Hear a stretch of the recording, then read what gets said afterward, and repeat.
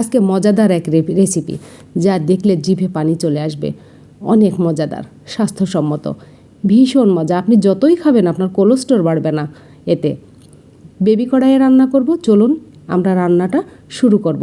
আসসালামু আলাইকুম এভরিওয়ান, কেমন আছেন সবাই? আশা করছি সবাই খুব ভালো আছেন। আলহামদুলিল্লাহ, আল্লাহর রহমতে আমরাও খুব ভালো আছি। চলুন তাহলে রান্নাটা শুরু করা যাক। ছোট্ট একটা কড়াই, এই কড়াইয়ে রান্না করব আমি ছোট মাছ, একদম গুঁড়া মাছ রান্না করব। পেঁয়াজ দিলাম পরিমাণ মতো। রান্না করবো যে এই গুঁড়া মাছটা, মলাই মাছ।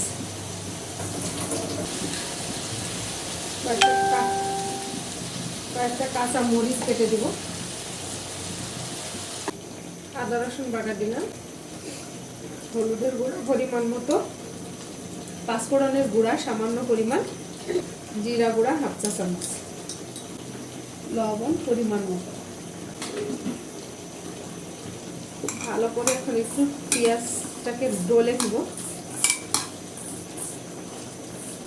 পেঁয়াজ ডলে যখন একদম পানি বের হয়ে যাবে, পেঁয়াজটা নরম হয়ে যাবে, তখন মাছ দিয়ে দেব।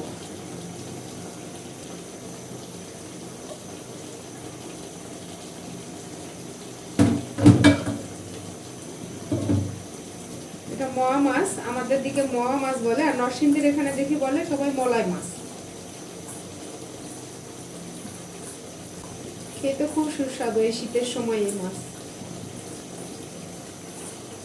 আমি তেল দেওয়ার পরে আর হাতে নাড়বো না, এইভাবে নেড়ে নিচ্ছি। একটু হাত ধোয়া পানি দিয়ে দিলাম, হাতটা ধুয়ে নিলাম। তেল দিলাম পরিমাণ মতো। ছোট মাছে একটু তেলের পরিমাণটা বেশি লাগে, তেল বেশি না হলে ছোট মাছ খেয়ে ভালো লাগে না। এখান থেকে দিই একটু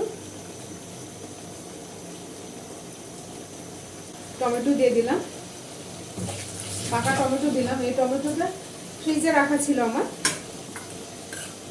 ডিপ ফ্রিজে রাখা ছিল, এটাই শেষ। আবার নতুন করে সংরক্ষণ করতে হবে। আর এই সংরক্ষণের ভিডিওটা দেখতে চাইলে আমার আগের ভিডিওতে ছাড়া আছে, ফুল ভিডিও, আপনারা দেখে নিতে পারেন।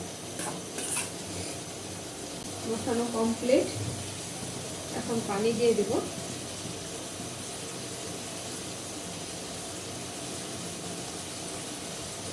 ছোট্ট পাতিলে, আগে যখন পিকনিক করতাম তখন আমার ছোট ছোট হাঁড়ি পাতিল আছে, সেগুলোতে আমি রান্না করে দেখাবো। আমার আম্মা খুব যত্ন করে রেখে দিয়েছিল, সেটা এখনো আছে।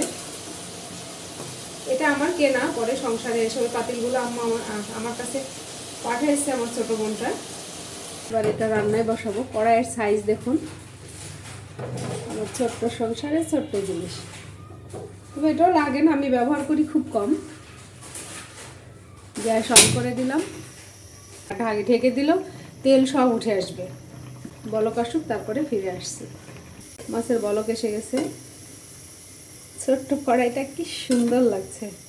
ঝোল কতটুকু রাখবো সেই পরিমাণ আসলে তারপরে নামিয়ে নেব। এখন ভাজা জিরার গুঁড়া দিয়ে দিলাম। এখন নেড়েছে, চুলাটা অফ করে দিলাম। এটা বাচ্চা কড়াইয়ে রান্না করেছি আজকে।